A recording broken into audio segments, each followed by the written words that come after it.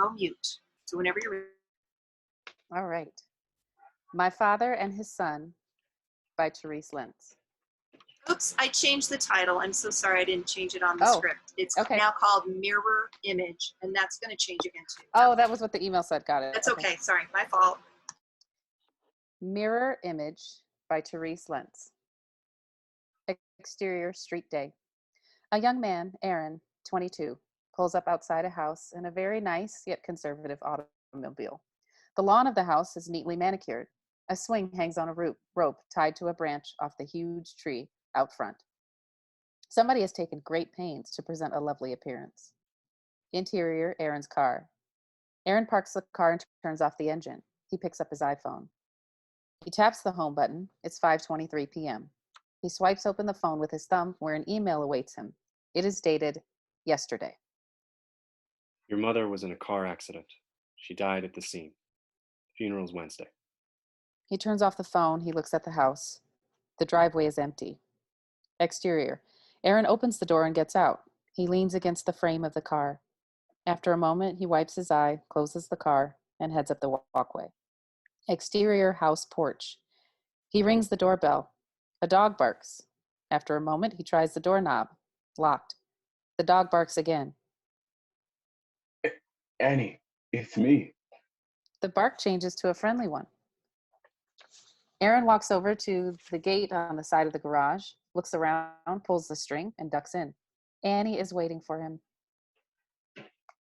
Hello, girl. Good girl. Oh, you're so sweet. He closes the gate and walks in the side door. Annie follows everywhere he goes. Interior kitchen dining room. Aaron enters the kitchen dining room, closely followed by Annie. He walks through, dragging a hand along a counter that houses the evidence of his mother's artistry. Each room is tastefully decorated with homemade museum pieces. The pisanka eggs she's made rival those of the National Art Museum of Ukraine. At the other end of the kitchen, he turns into the hallway and continues into the master bedroom, interior bedroom. He pans the room, crosses to his mother's side of the bed and sits down. Annie goes into the crate next to the side of the bed. Aaron runs a hand along the pillow. He picks it up and holds it to his face, takes a deep breath. He sees a picture on her nightstand, puts the pillow down, and picks up the frame. We see a photograph of his parents. His mother looks youthful and full of life. His father looks old and worn, but it's obvious that the woman standing next to him is his world. Annie gets up and trots out of the crate. Aaron watches her go. We hear the sound of keys and a door opening. Aaron puts down the frame and stands up. We hear keys dropping. Interior kitchen. Aaron passes through the kitchen. As he enters the foyer, Aaron sees a man collapsed on a chaise. Annie's head rests on the man's stomach as he lovingly rubs her head. Dad? The man jumps up. Annie and Aaron move back from the violence of the movement. It takes the man a moment to recognize Aaron, but when he does, he relaxes and nods. You're not parked in the driveway. Well, I don't live here anymore. I only said that because I didn't want you to park in your mother's spot. Aaron tries to stay familial, but he knows what's coming and steels himself against it.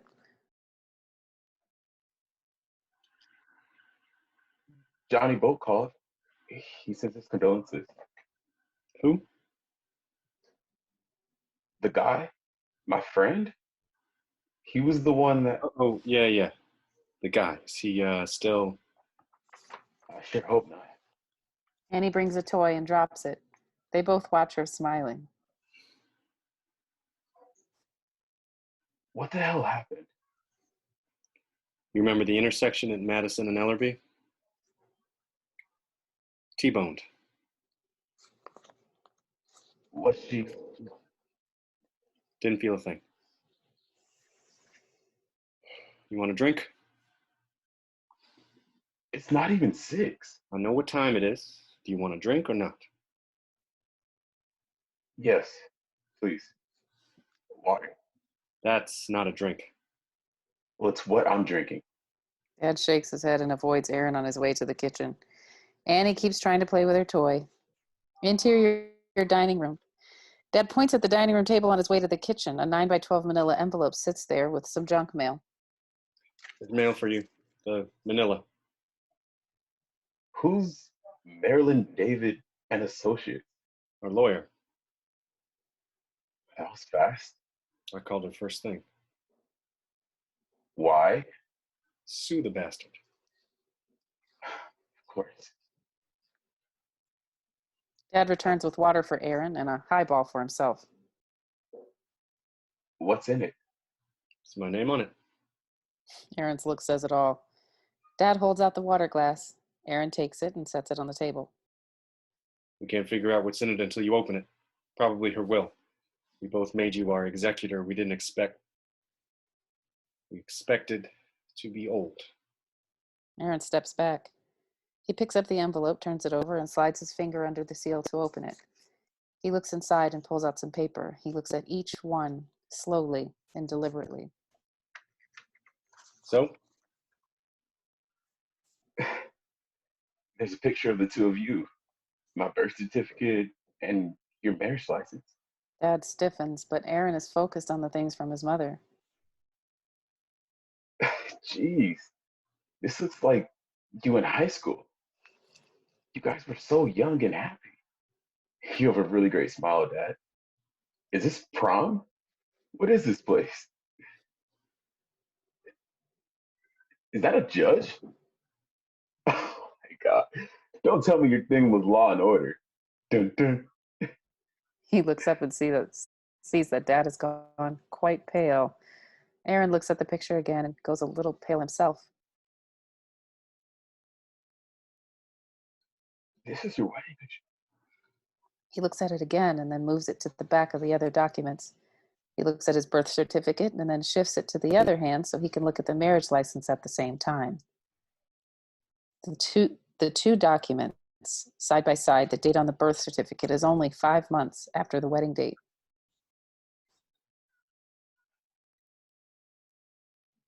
Dad?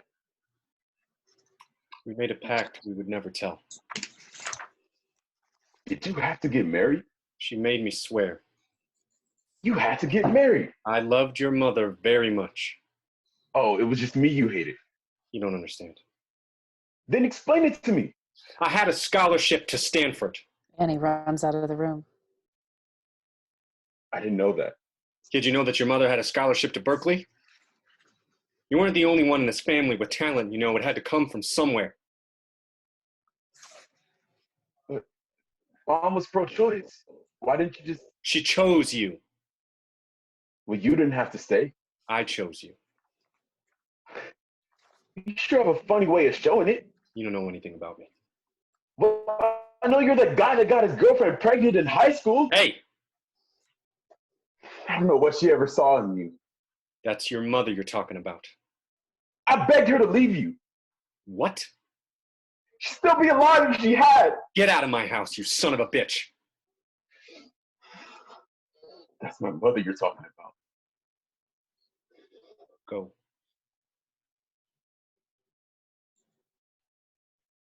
I'll never. He exits the house, closing the door gently behind him. Dad stares at the door. He realizes he's still holding his drink. He sets it on the table, but it's covered in condensation, so he picks it up again. He goes to set it down in the kitchen, but wants to wipe up the water ring on the table. He's stuck in his decision-making, so he ends up standing in the middle of the room, going nowhere, frustrated as hell. He finally downs the drink and braces himself on the doorway. After a moment, he punches the air, voicing, Damn, damn, damn, damn! leans Maddie! back on the counter. Exterior house porch day. Aaron braces himself on the porch railing in the exact same position as Dad. He then punches the air in front of him, just like Dad. Damn. He sits on the bench and looks around at all the beautiful homemade decorations, from the painted pots to the throw pillows that his mother made. He lights on the mailbox, which immediately invokes emotion. It was obviously made by Aaron and is covered with small handprints. As he reaches out to touch it, Mom. interior dining room. Dad is in the same position we last saw him. After a moment, he snaps his head up. Wait! He takes a step toward the front door, then stops. Again, he gets stuck with indecision. Does he go after Aaron, or is he fed up?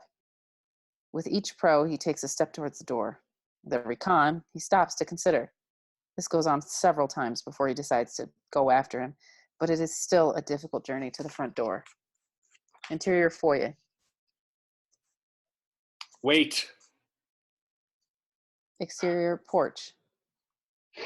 Don't worry, I'm going. Wait. What?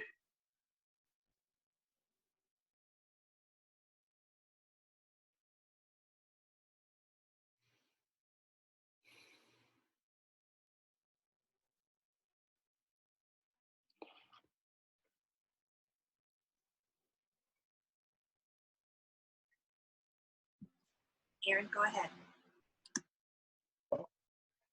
I'm sorry I ruined your life. You didn't. Wait. Just. Wait. You're all I have left of her.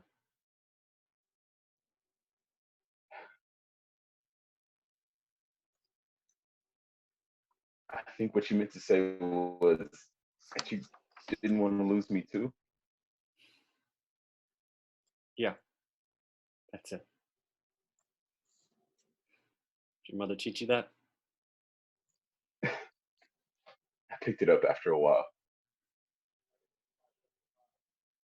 You didn't ruin my life. Have you seen this house? It's a great house. I've got a pool. You did a great job, Dad. Dad's stuck again between inside and outside the house.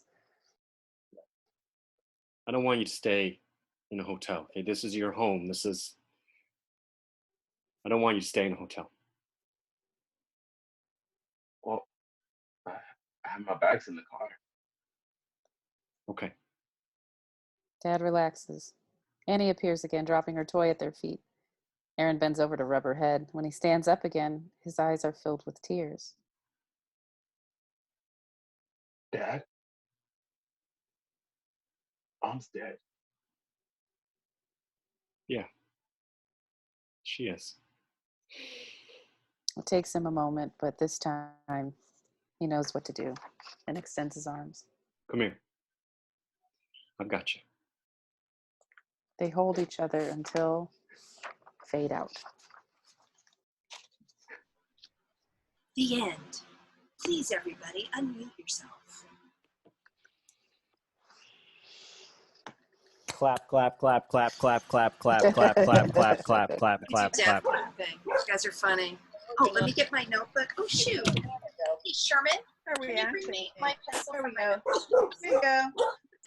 And the dogs are let back in. Who let the dogs in? I Robert, was waiting for I somebody haven't to seen do your it. handsome face in like 2 years, son. What's that? I said I haven't seen your handsome face in like 2 years or more. There you are. No What up, idea man? who's talking. What's up, brother? Just thrown on the gallery view. I didn't even know Yeah, who was here. How are you? I'm good. How are you guys? How is everybody? Oh, look at, yeah. Hi, Peter. Look Hey guys, at all these people. I can't seem to get everybody. on lovely one job. Nat, Lovely. know her. Yes, Nat, and there Obviously. obviously there's Zoom challenges, so thank you so much for bearing with everything.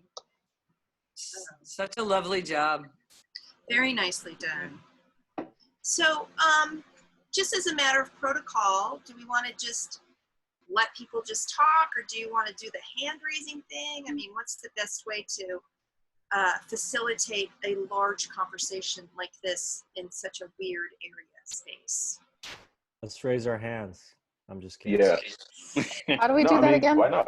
Well, there's just a little thing on the How do you do side. Well, that? except I can't see it now. Yeah. Is it in the chat? If you go to chat, there's a little hand raising thing. If you go Or to is the it bottom, participants? How many minutes do you have left, Reaction? Reese? if you go to the bottom Well, we of the start at reaction, 6:30, Oh, so we'll be done about participants. 7:20. So we got a good half hour. you could do raising. So this Q&A is for you guys. How do you feel? And do we say anything else, Reese? Or 'cause I say leap in. what do y'all? Is this What do you is it think? plausible? So All right, I'm gonna jump in, and you guys have to forgive me because No. I came in a little bit late. Like I think I like missed like a first minute or so. And what I'm mostly thinking of right now is the language of the dialogue and how at this moment it sounds good, but it also seems a little like what's the word I'm thinking? I feel like there's a little bit of a gap between the plausibility and the conversationalness to it. Um, and that's just from my perspective. Like, I guess certain things kind of stood out, like when Robert was calling him son of a bitch, and I was like, I guess that some things about the language kind of stick out, and you make you think like, well, what's that relation? Like, why that choice of words? And I don't really have a solution for it right now, other than like maybe thinking a bit specifically about how each character speaks and choosing some dialogue to fit each person's very like specific nuances. Okay. Yeah, if I can, I agree with Philip. I think that um, the dialogue, the story's fine, great. There's a similarity in the characters. The characters themselves don't feel like they're kind of speaking. They sound alike. Okay. Right? They sound to me. They feel like it could use a few passes just from each character's point of view, and just what is that actual language? What is that? The vernacular that they would use, that they would specifically use, that delineates them from the other people and from the other one. Oh, right. This is going to end in 10 minutes, so I guess I did the math wrong. Okay. So yeah, I thought 7:10 was more likely. Yeah, no, I did the math wrong. Sorry. I also agree about the dialogue. I think the basic plot is good. It's good for a short film. It's strong. It goes from A to B. But there were things that I didn't understand. There was a statement by the son saying that his father hated him, and I saw nothing to help me understand that. So I need to find out more about the characters through what they say to each other. I'm not talking exposition. I just mean I want to know more about the characters. They just seem angry with each other, emotionally fraught, but I don't understand why. Really. Okay. Can I interject real quick? Yeah. I guess from my perspective, not exactly having a relationship like this with my dad, but with it not being like a good relationship with my pops, seeing it, I guess, from that lens, it felt real for me. And I also noticed that there, wasn't that much of a difference between the two characters, but I kind of saw that as a strength. That felt really real. A lot of times,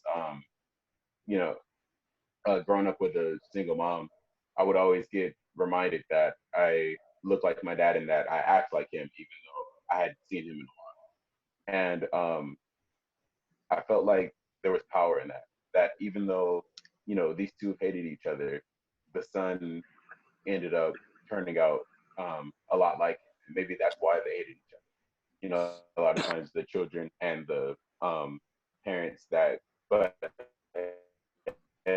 are the ones that act up.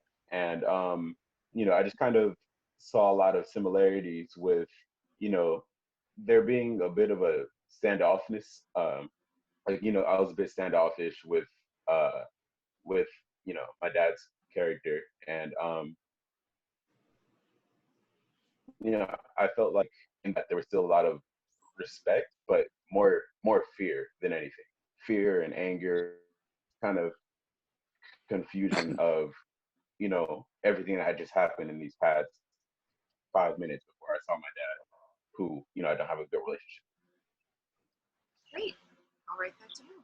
Um, I don't know, from on my end, sort of hearing what other people are saying as well, if in the dialogue maybe it's finding a way to bring out some more of the resentment rather than some of the anger, if that's, you know, sort of the primary, you know, qualifier of their relationship. And I know that it comes out as anger, but I would imagine that maybe trying to find a little bit more of the feeling of resentment in how we choose our words and the brevity of sentences, which I mean, I like the email bit in the beginning, I think, you know, for me sort of very clearly set some of the stage of the relationship for me, that he would send an email like that.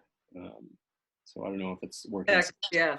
that tone, you know, those deliberate choices into some of what he says. Therese, may I venture a comment, perhaps Absolutely. in the form of a question or two?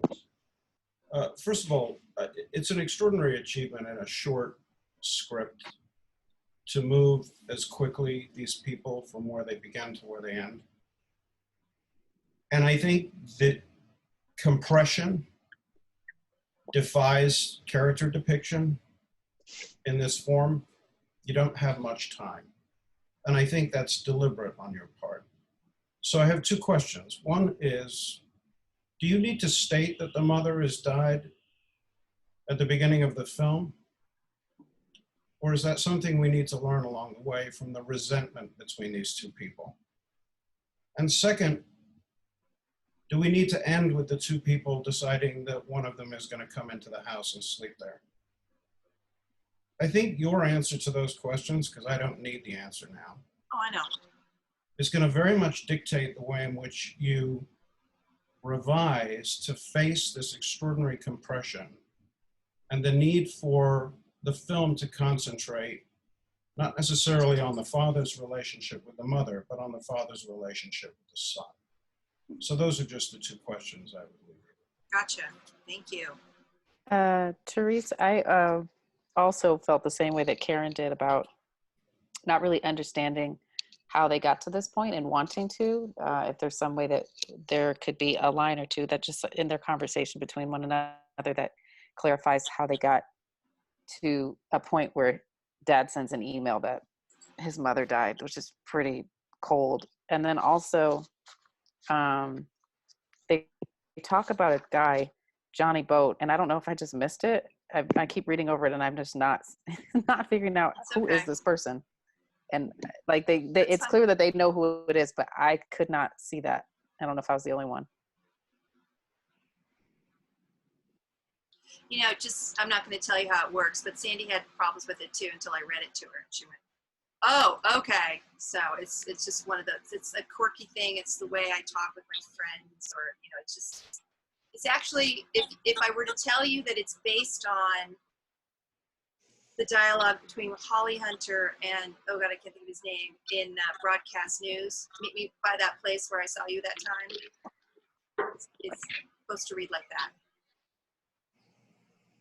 But that's also a nuance. So I think if a director were involved, Is that adding? Is that information that? Oh, go ahead, Pete. Go. I'm sorry, Cassandra. Okay. Therese, if I can, I think that kind of makes the point that was made earlier, though.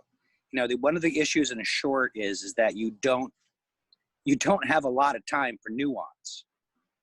You know, when you make that example of network news, an hour and a half film that you have already learned who Holly is and who Albert Brooks is by the time they have that conversation. So that when you don't have that, you don't have, I mean, the best way I've heard a short described is a short is one joke, right? It's a single, now obviously this is not a comedy, but a short's a joke. It's got to be, that's the kind of compression that a short needs to have.